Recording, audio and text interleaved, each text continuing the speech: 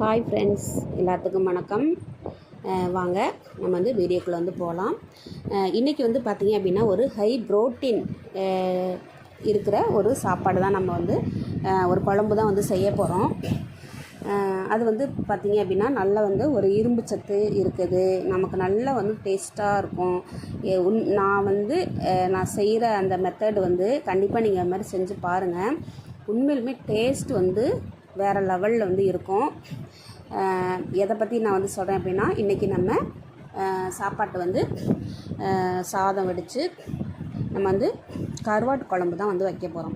நம்ம கருவாட்டு குழம்புலேயே வந்து வெரைட்டியாக, அதாவது வந்து ஒவ்வொருத்தவங்களுடைய கைப்பக்குவம், ஒவ்வொருத்தவங்களுடைய அந்த யூனிக்னஸ் வந்து நமக்கு கண்டிப்பாக சமையலில் வந்து டிஃப்ரெண்ட்டாக தான் இருக்கும்.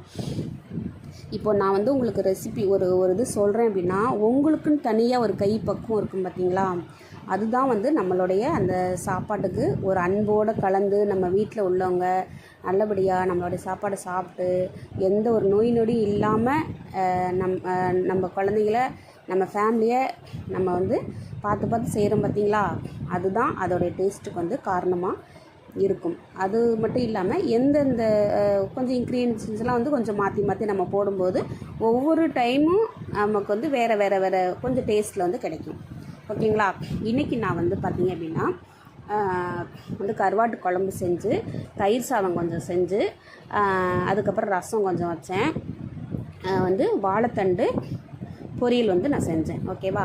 அதை தான் நம்ம வந்து இன்றைக்கி பார்க்க போகிறோம். இந்த கருவாடு குழம்பு வந்து என்னோடய ஸ்டைலில் நான் எப்படி வந்து வச்சேன் அப்படின்னு சொல்லிடுது நான் வந்து சொல்கிறேன். அதாவது நான் வந்து சின்ன வெங்காயம் என்னோடய கையளவுக்கு வந்து எடுத்துக்கிட்டேன். சின்ன வெங்காயத்தை நல்லா உரிச்சிட்டு பூண்டு ஒரு 10 பல் பூண்டையும் வந்து உரித்து வச்சுட்டு என்ன பண்ணேன் அப்படின்னா, தேங்காய் கொஞ்சம் எடுத்துகிட்டு ஃபஸ்ட்டு கொஞ்சம் எண்ணெய் ஊற்றி, ஜீரகம் கொஞ்சம், வெந்தயம், பச்சை மிளகாய், கருவேப்பிலை, வெங்காயம் நான் உரித்து வச்ச அந்த வெங்காயத்தை கொஞ்சம் முழுசாகவே போட்டுக்கிட்டேன். கொஞ்சம் தாளிக்கு எடுத்து வச்சுட்டு கொஞ்சம் முழுசாகவே வந்து போட்டுக்கிட்டேன்.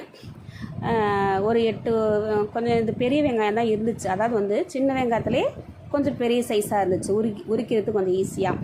அதை வந்து நான் வந்து போட்டுக்கிட்டு, ஒரு தக்காளி வந்து போட்டுட்டு, பூண்டு எல்லாத்தையும், தேங்காய் வந்து சின்ன சின்ன பல்லாக போட்டுக்கிட்டு நான் வந்து என்ன பண்ணேன், நல்லா வந்து வதக்கிட்டு அதை வந்து வேறு எதுவும் நான் சேர்க்கலை. இது மட்டும்தான் நான் வந்து சேர்த்தேன். பச்சை மிளகா இது கொஞ்சம் தனி டேஸ்ட்டு கொடுக்கும். அதேமாரி நம்ம வரமிளகா செஞ்சு நம்ம அந்த கருவாட்டு குழம்பு வைக்கும்போது அது ஒரு டிஃப்ரெண்ட்டான டேஸ்ட்டில் இருக்கும். ஓகே. இதை வந்து நல்லா ஆற வச்சு நான் வந்து அரைச்சி வச்சுக்கிட்டேன். ஓகேங்களா. இப்போது தாளிக்கிறதுக்கு நான் வந்து நல்லெண்ணெய் ஊற்றி கடுகு ஜீரகம் போட்டு,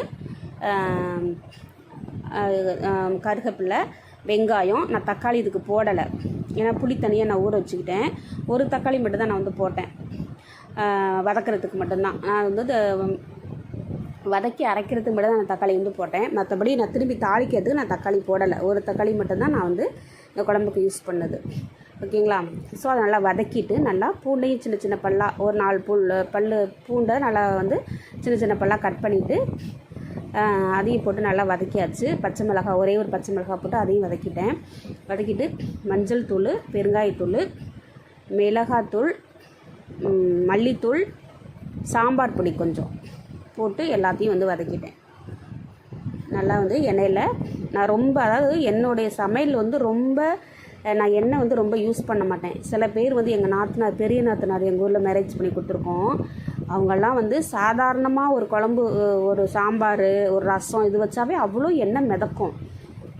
இன்னும் அந்த நான்வெஜ் கறி குழம்புலாம் வச்சாங்கன்னா அவ்வளோ எண்ணெயாக மிதக்கும். எனக்கு அவங்க வீட்லேருந்து குழம்பு வந்தாவே அந்த மேலே உள்ள எண்ணெயெல்லாம் அப்படியே இருத்துட்டு, அப்படியே லைட்டாக ஃபில்ட்ரு வடிகட்டி மேலாக்கில் அப்படியே இருத்துட்டு தான் நான் வந்து குழம்பு மட்டும் தான் வந்து நான் ஊற்றிக்குவேன். சில பேர் நினைக்கிறாங்க எண்ணெய் நிறையா ஊற்றினா தான் நல்லாயிருக்கும் டேஸ்ட்டு, அப்படின்லாம் இல்லை. ஆனால் அவங்க வந்து சொல்கிறது, என்னுடைய சமையல் வந்து ரொம்ப விரும்பி சாப்பிடுவாங்க. நான் எல்லாமே நல்லா செய்வேன். அதாவது வந்து சாம்பார் மட்டும், வெஜ்ஜு, நான்வெஜ்ஜு, காரக்குழம்பு ஐட்டம் எல்லாமே நான் நல்லா செய்வேன். அதேமாதிரி ஸ்வீட் ஐட்டம் எல்லாமே செய்வேன். Kerala dish, Andhra dish, Karnataka dish எல்லாமே நான் செய்வேன். அதனால் நான் என்னோட இதை வந்து அதில் எண்ணெய் ரொம்ப அதிகமாக நான் வந்து யூஸ் பண்ணாட்டியும் கூட என்னோட இதை வந்து டேஸ்ட் நல்லாயிருக்குன்னு சொல்லிட்டு குழம்புலாம் வந்து கேட்டு வாங்கிட்டு, அது முக்கியமாக ரசம்லாம் வந்து வச்சேன்னா முக்கியமாக வந்து எங்கள் நாத்தனார் பொண்ணு சின்னவ வந்து கேட்டு வாங்கிட்டு போவா, எத்த கொடுத்த அப்படின்னு சொல்லிட்டு. நான் எதுக்கு சொல்கிறேன்னா, நம்மளோட கைப்பக்குவம் தான் நமக்கு வந்து முக்கியம். எண்ணெய் நிறைய ஊற்றணும், நெய் நிறைய ஊற்றணும், அதெல்லாம் வந்து எனக்கு அதிலலாம் வந்து ஒரு இது கிடையாது, ஒரு உண்மையா அப்படின்றதெல்லாம் எனக்கு தெரியல. ஓகே, இதை வந்து நம்ம என்ன பண்ணிட்டோன்னா, நான் வந்து எல்லாத்தையும் வதக்கிட்டு கொத்தரங்காய், நான் வந்து கொத்தரங்காவும் கத்திரிக்காயும் இதுக்கு வந்து போட்டிருக்கேன், அதையும் போட்டு லைட்டாக வந்து வதக்கிட்டு என்ன பண்ணேன், இதுக்கு வந்து ரொம்ப நான் எண்ணெய்லாம் ஊற்றலை, லைட்டாக வதக்கிறதுக்கு மட்டும் தான் ஊற்றிட்டு என்ன பண்ணேன்னா, நல்லா வந்து புளியை கரைச்சி ஊற்றி உப்பு போட்டு நல்லா கொஞ்சம் காய் வந்து நான் கொத்தரங்காய் நல்லா வேகணும், நல்லா வந்து வேக வச்சுட்டேன். அதுக்கப்புறமேட்டுக்கு நல்லா அதாவது வந்து புளியை கரைச்சி ஊற்றி காய் கூட நல்லா அது வந்து பச்சை வாசம் போக நல்லா நம்ம புளி வந்து எந்தளவுக்கு சுண்ட நமக்கு நல்லா கொதிக்குதோ அதான் குழம்புக்கு வந்து டேஸ்ட் கொடுக்கும். புளி குழம்புக்கு நல்லா வந்து கொதிக்க வச்சுட்டு அதுக்கப்புறம் இறக்கும்போது நம்ம என்ன பண்ணணும், அரைச்சி வச்சுருக்கிற அந்த நம்ம வதக்கி அரைச்சோம் பார்த்தீங்களா, அதை தூக்கி ஊற்றிட்டு கருவாடையும் நல்லா அலசி, நான் வந்து நெத்திலி கருவாடு தான் யூஸ் பண்ணேன், அன்றைக்கி சந்தையில் வாங்கிட்டு வந்தேன், புள்ளம்படி சந்தையில். அதையும் போட்டு ஒரு கொதி வந்தோடனையும் நான் வந்து இறக்கி வச்சுட்டேன்.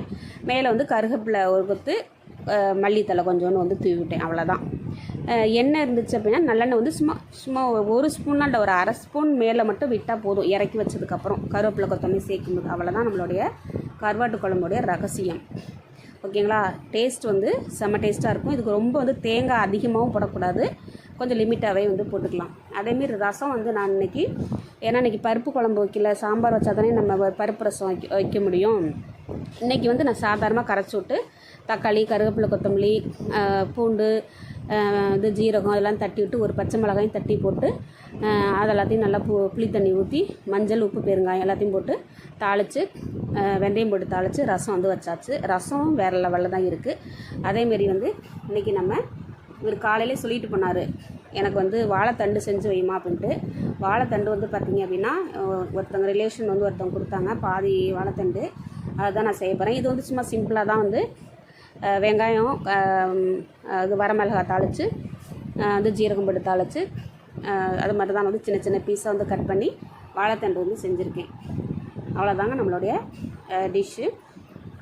இதில் வந்து நமக்கு அந்த கருவாட்டில் நிறைய இரும்பு சத்து, கால்சியம், துத்தநாகம், அது ஜிங்க்குன்னு சொல்லுவோம், அது நல்லா வந்து இரும்பு சத்து, இது எல்லாமே நமக்கு வந்து இருக்குது. நல்லா எலும்புக்கு வந்து நல்லா ஸ்ட்ராங்காக ஆகக்கூடிய அந்த கண்டென்ட்லாம் நம்மளுடைய கருவாட்டு குழம்புக்கு இருக்குது. அது மட்டும் இல்லாமல் நல்லா டேஸ்ட்டாகவும் இருக்கும். அதுவும் இந்த கொத்தரங்காய் கருவாடு காம்பினேஷன் சொல்லவே வேணாம், வேறு லெவலில் அள்ளும். கண்டிப்பாக இதை வந்து ட்ரை பண்ணுங்கள்.